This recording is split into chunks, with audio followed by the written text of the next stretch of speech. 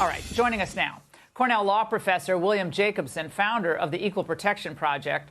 He dealt with this hostility from his own school because he dared to ask questions about the BLM movement. President Shafiq of Columbia said that the university designates certain areas for protest in order to guarantee free speech for the students, but to avoid disruption to other students, like we're seeing with these encampments. So why is the administration negotiating with the people that are violating its own rules? I think that's a great question, and I think that's one of the reasons she probably should be stepping down, that this is a toxic situation with toxic ideologies. These are essentially anti-American, anti-Western, anti-capitalist ideologies similar to Occupy Wall Street from a decade ago, mixed in with Islamist pro-terror groups and mixed in with praise for Hamas and other terrorist groups. This is not really something that we've seen before, and I've been covering these movements for over a decade. It's worse now. Well, CNN thinks that the police are perhaps the catalysts for the protests themselves and may make things worse. Watch.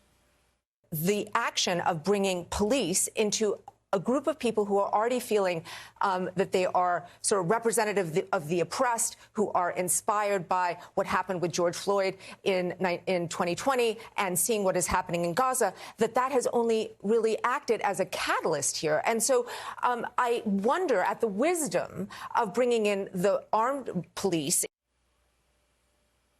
So, Professor Jacobson, apparently they're supposed to just let these hundreds of tents without any sanitation, without any concern for the students who are actually trying to get a real education, just let them stay up till they get tired. Yeah, well, yeah, this is obviously very highly organized. This is not spontaneous. There's a group that's organizing these around the country. If you look at a lot of the encampments, the tents are identical. Somebody bought them. Somebody put in an order for these. These are not just students showing up.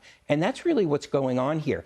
It is no mistake, it is no coincidence that today on X, formerly Twitter, the Supreme Ayatollah in Iran praised the students and criticized the U.S. cracking down on the student protests. This is not what it appears to be. This is a much more serious situation.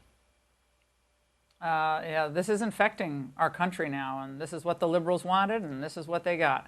Professor, thank you so much.